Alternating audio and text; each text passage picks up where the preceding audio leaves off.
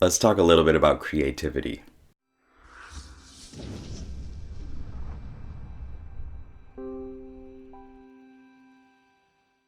What's up, heroes? It's Sherman here from Geek Psychology, helping you find your true character and level it up so that you can play life better. I got a question recently. I don't remember the exact question, I'm sorry, but I also don't like putting people's information up here just in case they didn't want it.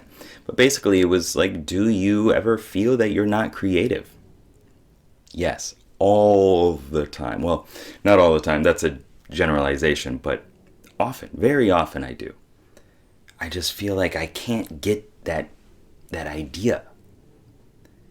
And so in this video, I want to go through a couple different things, some realizations that I've had, and maybe a tip and trick or two. So for me as an INFP, I constantly have this back and forth between extroverted intuition, the innovator, the explorer, that wacky, zany guy that's just trying to, you might not like this word, but inject chaos into things, like change things up so that it's new, it's different.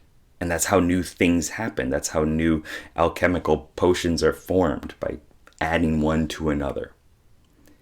And then also this other voice of the guardian, who's more like a newbie, a little rookie, right? He's not there to actually help me grow as much. He's helping me maintain my safety and comfort. So I have this back and forth voice. And one is a conscious competence, right? That innovation voice. And the stabilizing guardian voice is something that I kind of feel like I struggle with, right? But it's more comfortable. So now that we have these both going back and forth, you might be wondering, like, well, why do I feel that I'm not creative enough, right? It's because I feel like I could be better. I feel like there's more. I feel like there is a bigger, better idea. I just don't have the skill set to find it. That's how it works for me. And my approach to it is not as refined as it should be. I don't pull out like an introverted intuitive sense and get this vision or get this question of what do I want? What am I looking for? And then shift my perspectives around it and see it from different angles, rotate it, separate it, and all that stuff. It's just not what I'm doing, right? So without having the clear goal in mind, this is what I want to solve, this is where I'm going with this, all my NE, innovative ideas, are going all over the place. I'm brainstorming fanatically, right? Really energetically, just popping everywhere, right? Which is good. I've made a lot of cool connections with it. I'm pulling from my past, pulling from these other experiences, and then I'm getting all these new things, but it's not going over here. It's going over here, or over here, over here, over here, over here, right? So I don't have that funneling way of looking at it. And because of that, I feel that I'm not as creative, because I'm not actually getting to a goal that's going to change things. The other aspect of that is I'm not pushing out as many of those ideas. They're all stuck in here, right? I'm not putting them into a tangible state and sharing them with other people, right? So those are two reasons that I personally feel that I struggle with creativity. I feel that it could always just be better. I don't feel like I'm reaching some sort of tangible goal with it. So I hope that you've kind of resonated with that as well. I hope that you haven't, but I imagine that you have.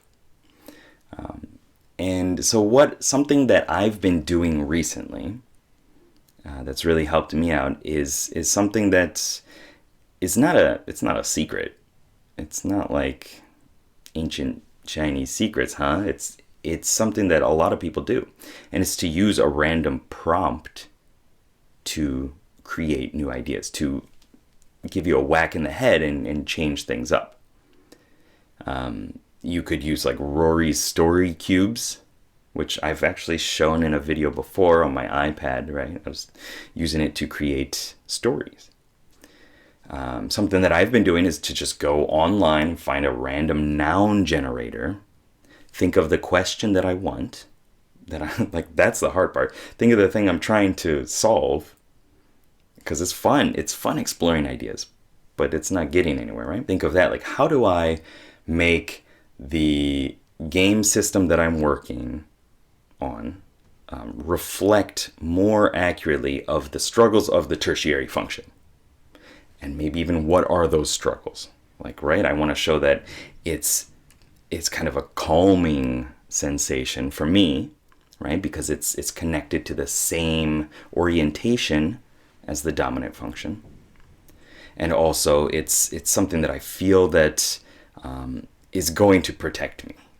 It's helpful to do this, to relax more, right? To take time to continue to do the same stuff again and again and again.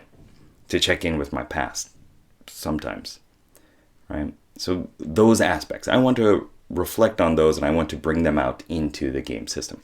Okay, load up a random noun. You can do it on Google or whatever, or open a dictionary and just point and use that. Don't be like, no, not that one, and change it, because that defeats the whole purpose.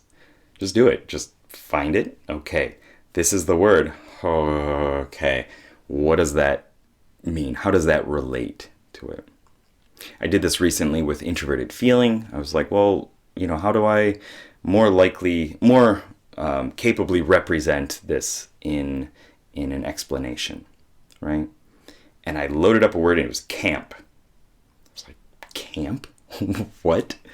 And through that little whack in the head, I went on a way of thinking about it as one, a protective fortress, which I think a lot of FI DOMs would understand that, right? You have your kind of shield around you that's protecting you and the people within you, camping out within you.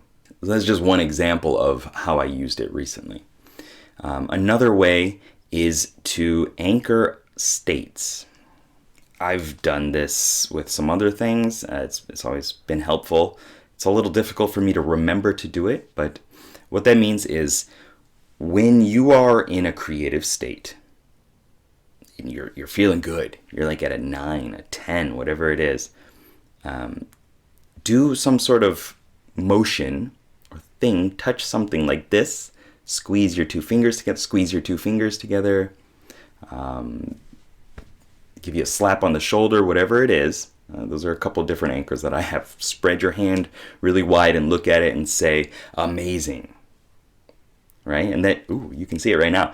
That triggers you to go back into the same state that you have anchored into that. Okay? And so you will start to feel more creative. And build on that. Think of the times that you have been really creative before.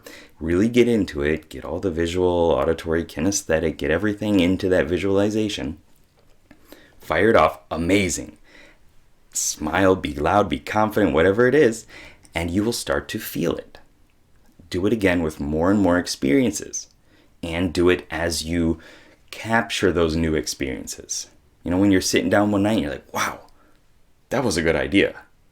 Amazing. Right? And you will start to anchor those in, and you'll be able to tap into the physical sensations as well as the mental aspects of it, of that state. Without going too much longer, those are the two that I wanted to talk about in this video. I got some more, but might hang on to those for a little while. So please let me know down below what you're working on. What is the question that you're trying to answer? Have you thought about it? You should. Me too.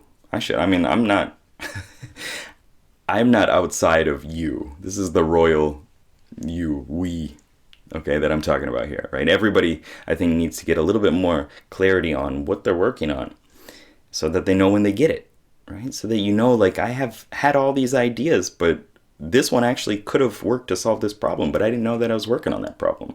I just was enjoying the creativity and the brainstorming of ideas.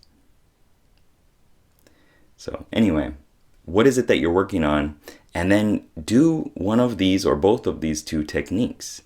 The first one, use a random prompt. Use that random noun. This is something I learned from Mike Mandel Hypnosis, MikeMandelHypnosis.com, I think.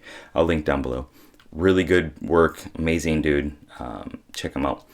And also anchoring some states, anchoring creativity. Anchor into you. Do something. Clench your fist, whatever it is. Slap yourself on the forehead. Creativity, whatever it is, so that you can get back into that state. Don't lose too many brain cells if that's what you're going to do. This one. And I hope that this video helped. We're going to stop it right there. Please like, share, subscribe, do all that good stuff. If this helped you, hopefully it'll help somebody else and you can pass it along. All right? So keep up the lifelong questing. Good luck, have fun. Peace.